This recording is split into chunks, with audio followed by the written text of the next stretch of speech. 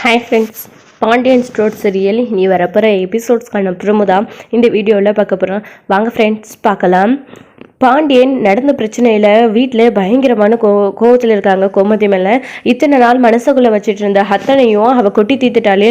இவ்வளோ கோவத்தோடு தான் நம்மக்கிட்ட இவ்வளோ நாளாக நல்ல விதமாக பேசிக்கிட்டு வீட்டில் நம்ம கூட வாழ்ந்துட்டு இருந்தாளா அப்படின்னு சொல்லிட்டு அவருக்கு ஆதங்கம் தாங்கவே முடியல. வீட்டுக்கு கூட வரமாட்டேன்னு பிடிவாதமாக இருக்காங்க. பழனியும் நடந்த விஷயத்த கேள்விப்பட்டு வீட்டுக்கு வர சொல்லி பயங்கரமாக கம்பல் பண்ணிட்டு இருக்காங்க. வரமாட்டேன் அப்படின்னு சொல்கிறாங்க. நீங்கள் வரலைன்னா இதை வச்சு ஒரு ட்ராமா போடுவாங்க, வாங்க அப்படின்னு சொல்லிட்டு கூட்டிகிட்டு போகிறதுக்காக இங்கே பழனி எல்லாரும் வந்து கடையை அடைச்சிட்டு வீட்டுக்கு கூட்டிகிட்டு போகிறாங்க. அங்கே கோமதி வழக்கம் போல் கிச்சனில் சமைச்சிட்டு எல்லாத்தையும் எடுத்து வச்சுட்டு இருக்காங்க. வீட்டில் மற்றவங்க அத்தனை பேர் இருக்காங்க. பாண்டியன் இன்னும் கோவத்தில் இருக்காங்க. இந்த அம்மாச்சி வேற நடந்த பிரச்சனையை சரி பண்ணுறேன்னு பெருசு பண்ணி விட்டுட்டாங்க. இப்போது மாமா இன்னும் கோவத்தில் இருக்காங்களே. அத்தையும் மாமாவும் இனி எப்போ பேசிப்பாங்க அப்படின்னு சொல்லிட்டு ரொம்பவே வருத்தத்தில் இருக்காங்க. நம்ம ராஜி வந்து என்ன பண்ணுறதுன்னு தெரியாமல் ரொம்பவே கன்ஃபியூஷன்லேயே இருக்காங்க. சரவணன் வராரு. வந்த உடனே அரசி தண்ணி கொண்டு வா அப்படின்னு சொன்ன உடனே தண்ணி கொண்டு வந்து கொடுக்குறாங்க. அதுக்கப்புறம் பாண்டியனும் அதை வந்து அவரும் வந்து சரவணனும் குடிச்சிட்ருக்காரு. குடிச்சிட்டு அங்கே உட்காந்துட்ருக்காங்க. பழனியும் வந்து உட்காந்துட்ருக்காரு. வாடா பழனி, ஏதாச்சும் சாப்பாடுறியா அப்படின்னு கேட்குறாங்க. அக்கா, நான் மட்டும் தான் உன் கண்ணுக்கு தெரியறேண்ணா அப்படின்னு. ஏன்டா அப்படி கேட்குற அப்படின்னு. பின்ன என்னக்கா, என்ன மட்டும் சாப்பிடுவ வான்னு கூப்பிடுற, நேரம் ஆயிடுச்சுல, எல்லாரும் தானே சேர்ந்து சாப்பிடணும் அப்படின்னு சொல்லுவோம். யாரடா சொல்கிறேன், நான் உன்னை தானே கூப்பிட்டேன், உன்னை கூப்பிட்டா நீ மட்டும் வா, தேவையில்லாத பேசிகிட்டு இருக்காது அப்படின்னு.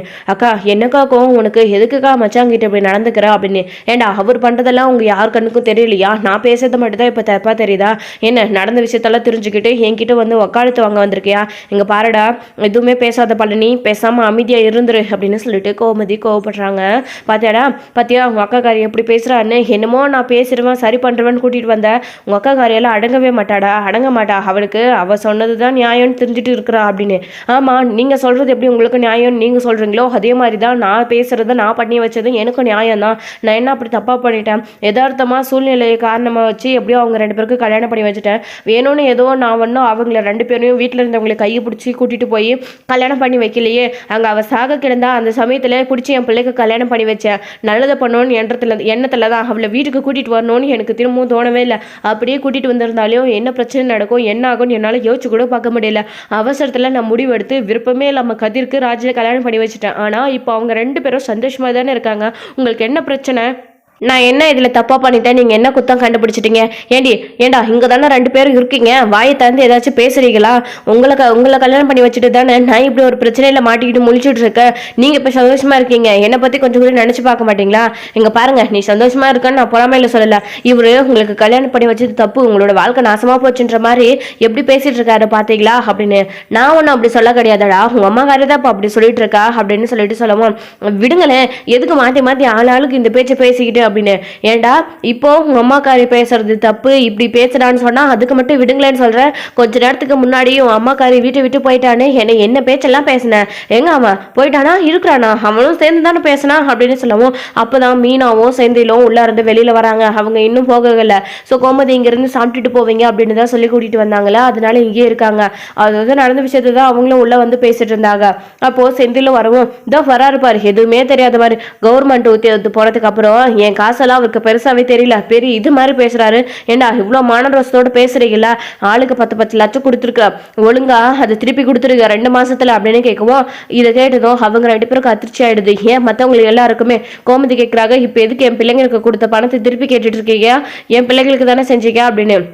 ஏமா அவங்களாம் தான் நான் உங்களை குடும்ப பற்றி வீட்டை விட்டு அனுப்பிட்டேன், இவங்களுக்காக நான் என்ன பண்ணியிருக்கேன்னு என்னை பார்த்து கேட்குறாங்க. அப்படி பேசுகிறவங்க கிட்ட நான் எதுக்கு அவங்களுக்கு பணம் கொடுக்கணும்? நான் பண்ணுறது நல்லது எதுவுமே உங்கள் கண்ணுக்கு தெரிய மாட்டேதில்ல, நீங்கள் பண்ணது தான் பெருசாக தெரியுதுல்ல. ஏன் கோவம் கூட வராதா எனக்கு? நீங்கள் இப்படி பண்ணீங்கன்னு சொல்லிட்டு அந்த கோவத்தை தாண்டி கூட நான் எதுவுமே பேசக்கூடாதா? ஏன் அப்படியே இருந்தால் என்ன ஆச்சு? 1 மாதம் தானே பேசலை, அதுக்கே உங்களுக்கு அம்புட்டு வலிக்குது. எத்தனை வருஷமா அவங்களுக்கு கல்யாணம் எவ்வளோ நாள் ஆகுது? அவ்வளோ நாள் ஒரு நாள் கூட நீ என்கிட்ட விஷயத்த சொல்லவே இல்லை. ஏன் ஒரே ரூம்ல ஒரே வீட்டில் தானே இருக்கோம், ஒரு நாளைக்கு என்கிட்ட சொல்லணும்னு தோணுச்சா? நல்லா இருக்கிற போதோ இல்லை எப்படியோ ஒன்று இப்படி நான் தான் அவங்களுக்கு கல்யாணம் பண்ணி வச்சேன், நடந்தது நடந்து போச்சு, என்னை மன்னிச்சிடுங்க. இல்லை இப்படி தான் நடந்துச்சு, நீ விஷயத்தையாச்சும் சொல்லியா? நீ என்கிட்ட மன்னிப்பு கூட கேட்க வேணாம், ஏதாச்சும் நீ சொன்னியா? அப்படி இருக்கிறப்போ நான் மட்டும் ஏன் உங்ககிட்ட எல்லார்கிட்டையும் பேசணும்? நான் பண்ணது மட்டும் சரின்னு சொல்லிட்டு என் பாட்டுக்கு அமைதியாக இருக்கணும்? நான் பண்ணதெல்லாம் தப்புப்பா, நான் பண்ணது எதுவுமே உங்களுக்கு வேணாம், திருப்பி கொடுத்துருங்க அப்படின்னு சொல்லிட்டு கேட்குறாங்க. அதெல்லாம் யாரும் திருப்பி கொடுக்க மாட்டாங்க. என் பிள்ளைங்களுக்கு கொடுத்தது கொடுத்ததா தான் இருக்கணும். அவங்களுக்கு சேர வேண்டியது தானே கொடுத்துருக்குது. அதே மாதிரி அரசிக்கும் குழலுக்கும் நம்ம சரவணனுக்கும் என்ன வேணுமோ என்ன கொடுக்கணுமோ எல்லாத்தையும் கொடுங்க. அது தவிர கொடுத்ததை யாரும் திருப்பி கேட்க வேண்டாம் அப்படின்னு சொல்லிட்டு கோமதி சொல்லவும், ஓ நான் பண்ணது தான் அவங்களுக்கே பிடிக்கல, தப்பு வேண்டாம்னு சொல்கிறாங்க, இதில் இன்னும் 3 பேருக்கு வேறு நான் பண்ணணுமா? என் பிள்ளை என் பேச்சை கேட்குற சரவணனுக்கு என்ன பண்ணணுமோ எனக்கு தெரியும். அதே மாதிரி அரசு பிள்ளையை படிக்க வச்சு என்ன பண்ணணுமோ எனக்கு தெரியும். ஆமாம், இதெல்லாம் நீங்கள் பண்ண வேண்டியது தானே, நான் மட்டும்தான் பண்ணணுமா? நான் தான் கஷ்டப்பட்டு இதெல்லாத்தையும் செஞ்சேன், இதெல்லாம் பீத்திக்கிறேன், எனக்கு கௌரவம் ஆணவம்னு சொல்கிறாங்க. ஏன் நீங்கள்லாம் பண்ண வேண்டியது தானே? கவர்மெண்ட் உத்தியோகத்துக்கு போகிறாரு தவிர ஏன் தங்கச்சி நல்லா படிக்க வச்சு கல்யாணம் பண்ணி கொடுக்குறது ஒரு நல்ல இடத்துல அக்கா இருக்கிறா, அக்காவுக்கு நல்லது கெட்டது பண்ண வேண்டியது தானே அப்படின்னு சொல்லிட்டு இங்கே பாண்டியனும் ரொம்ப கோவத்தில் ஓவராக பேசிகிட்டே போகிறாரு. பழனி இருந்துக்கிட்டு, மாமா என்ன பேசிட்டு இருக்கீங்க மச்சா, நான் எதுக்காக இங்கே கூட்டிகிட்டு வந்தேன், இந்த பிரச்சனையை சரி பண்ணணும் தானே, மேலும் மேலும் பிரச்சனையை வளர்த்துட்டே போகிறீங்களே அப்படின்னு. ஏண்டா உன் அக்காக்காரி பேசுகிறத கேட்டுட்டு தானே இருக்க அப்படின்னு சொல்லிட்டு இங்கே அவரும் பேசவும், அப்போது அக்கா நீயாச்சும் கொஞ்ச நேரம் அமைதியாக இருக்கா அப்படின்னு சொல்கிறாங்க. டே என்னால் அமைதியெல்லாம் இருக்க முடியாதுடா, நானும் இப்போ பேசுவார் அப்போ பேசுவார் சரின்னு சொல்லிட்டு அமைதியாக இருந்தால் 1 மாதமாக ஆகுது. நான் இப்போ ஒரு வார்த்தை சொன்னது தான் அவருக்கு தப்பாக போயிடுச்சுடா. இருக்கட்டும் தான், இந்த கோமதி கெட்டவளாகவே இருந்துட்டு போகட்டும். ஏன் என் பிள்ளைங்களுக்கு என்னால் பண்ண முடியாதா? எனக்காக போட்ட நகைகள் இருக்குது, அதை விற்று நான் என் பிள்ளைகளுக்கு பண்ணுவேன் அப்படின்னு சொல்லிட்டு பேசிகிட்டு இருக்கும்போது தான் இங்கே நம்ம சரவணனுக்கு வந்து கோர்ட்லேருந்து நோட்டீஸ் வருது.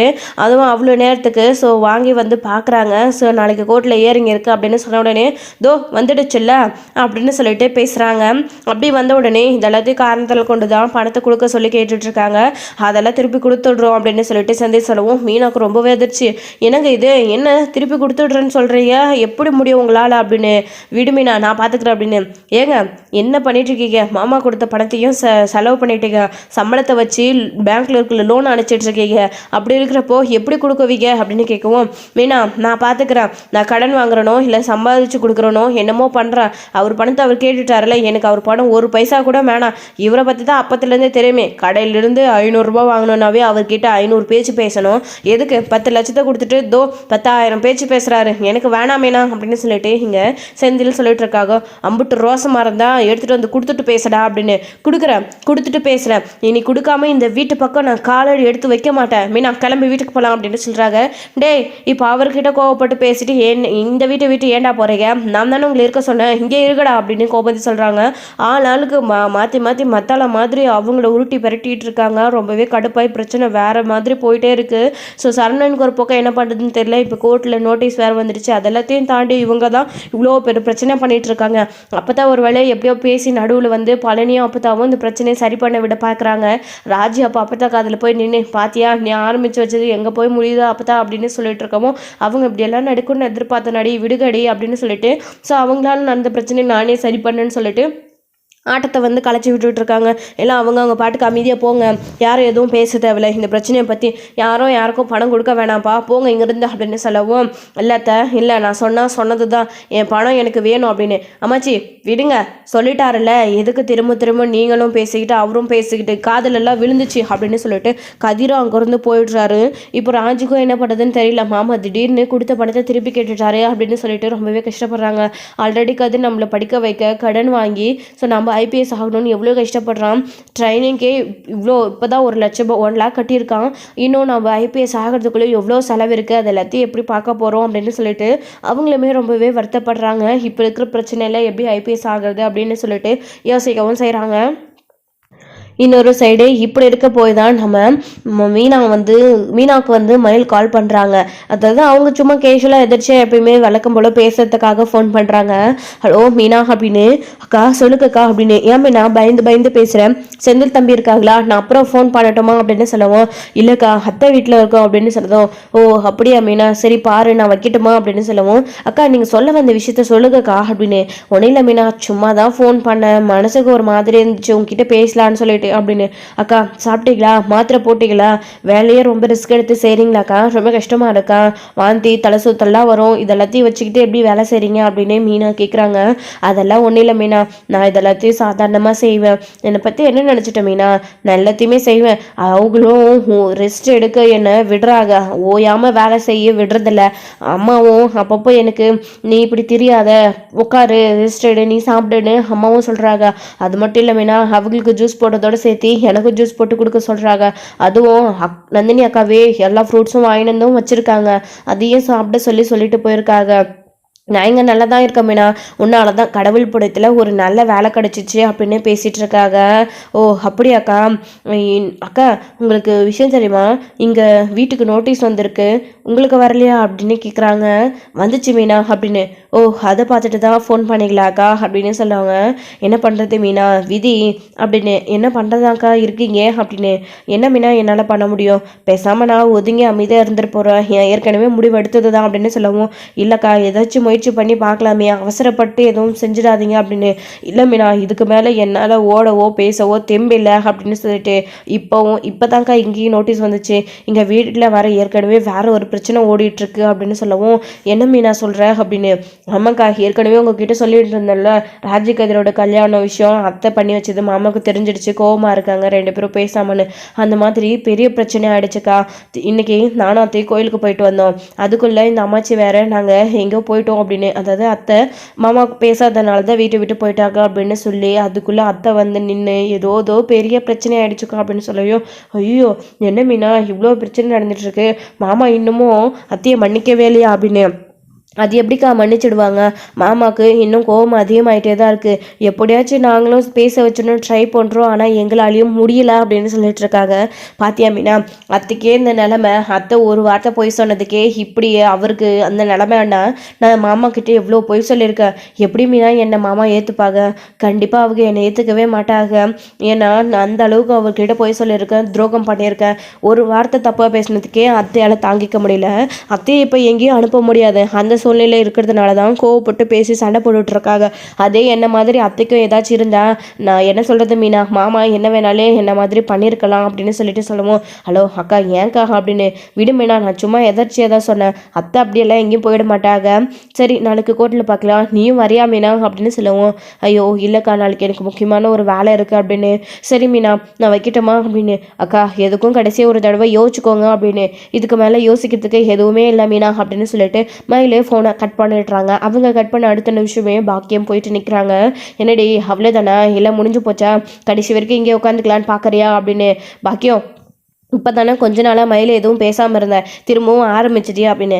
ஆமாம் ஐயா ஏதாச்சும் பண்ணுவா, ஏதோ வேலைக்கு போய் சம்பாதிச்சு வந்து கொடுத்தா மட்டும் இங்கேயே இருக்க விட்டுருவோம் நான் நிரந்தரமா, அவள் புருஷன் வீட்டுக்கு போகிறதுக்காக ஏதாச்சும் வழி பண்ணுறாளா, அம்மா எதுவும் பேச மாட்டேன்றா சம்பாதிச்சு வந்து கொடுத்ததும் அப்படின்னு என் வாயை அடித்து இங்கே இருக்கலான்னு இவ பார்க்குறான். தோ இப்போ பேசிகிட்டு இருந்தாளே அவள் ஓரகத்தி கட்ட டிவோர்ஸை கொடுத்துட்டு இங்கே உட்காந்துக்கலான்னு பார்க்குறா போல இருக்குது அப்படின்னு சொல்லவும். பாக்கியம் அது ஏற்கனவே மயில் எடுத்த முடிவு தானே அப்படின்னு சொல்கிறாங்க. மயில் இப்போ மாசமாக இருக்கால அப்படின்னு சொல்கிறாரு. மாசமாக இருந்தால் மட்டும் அவளை இங்கேயே இருக்க விட்டுருவோம்மா, நாளைக்கே குழந்தை பிறந்து என் அப்பா எங்க அப்படின்னு கேட்டால் இவ என்ன பதில் சொல்வா, இல்லை அப்படியே ஏதோ சொல்லி சமாளிச்சா கூட அது பெரிய பிள்ளை ஆக அது எவ்வளோ அசிங்கத்தையும் அவமானத்தையும் ஏற்படுத்தும். ஸோ ஸ்கூலுக்கு 4 பிள்ளை போகும்போது எவ்வளோ கஷ்டப்படும், இவளுக்கு இப்போல்லாம் இது தெரியாதியா, வாயில் சொல்ல ஈஸியாக தான் இருக்கும், 4 பிள்ளை ஸ்கூலுக்கு படிக்க வச்சு அனுப்பி 4 பேர் 4 கேட்குறப்போ இவளுக்கெல்லாம் தெரியும், அது மட்டும் இல்லாமல் சுடரோட வாழ்க்கை அப்படின்னு சொன்னதும். மா போதுமா, நீ எங்கே சுற்றி எங்கே வரேன்னு எனக்கு புரியுதுமா, கவலைப்படாத, டிவோர்ஸ் வாங்கின கையோட நான் வேறு எங்கேயாச்சும் போயிடுறேன், நானும் என் பிள்ளையையும் நான் பார்த்துக்குறோம் அப்படின்னு சொல்கிறாங்க. என்னம்மா உனக்கு அப்போ கூட சம்பாதித்தியம் போயிடுமேன்னு கவலையாக இருக்க, நான் வேணா எங்கேயாச்சும் தனியாக போய் தங்கிக்கிட்டு எல்லாத்தையும் பார்த்துக்கிட்டு உனக்கு பணம் அனுப்பிடட்டுமா அப்படின்னு கேட்குறாங்க. யாருக்கு வேணும் உன் பணம், நீ போய் உன் புருஷனோட சந்தோஷமாக இருக்கணும்னு தான் நாங்கள் ஆசைப்படுறோம், நாங்களே இங்கே கஷ்டப்பட்டுட்டு இருக்கோம், எங்களாட்டும் நீயும் கஷ்டப்படக்கூடாதுன்னு தான் சொன்னேன், ஆனால் உன் விதி இதுதானா, நீ என்னமோ பண்ணிக்கோ அப்படின்னு பாக்கியமும் கையை விரிச்சிட்றாங்க. மயில் ரொம்பவே வருத்தத்தில் இருக்காங்க. எல்லா பக்கமும் மயிலுக்குமே ரொம்ப கஷ்டமாக இருக்குது, என்ன பண்ணுறதுன்னு தெரியாமல் யோசிச்சுக்கிட்டே உட்காந்துட்டு இருக்காங்க. ஸோ இதோட இந்த எபிசோடு வந்து முடிச்சிருக்காங்க. அடுத்த எபிசோடில் என்ன நடக்க போகுது, இந்த பிரச்சனையெல்லாம் எப்படி வந்து முடிவுக்கு வர போகுது அப்படின்றதெல்லாம் வெயிட் பண்ணி நெக்ஸ்ட் வீடியோவில் பார்க்கலாம். Friends thank you. இந்த வீடியோ உங்களுக்கு பிடிச்சிருந்தா லைக் பண்ணுங்கள், ஷேர் பண்ணுங்கள், கமெண்ட் பண்ணுங்கள், மறக்காமல் பெல் ஐக்கானை கிளிக் பண்ணி வச்சுக்கோங்க.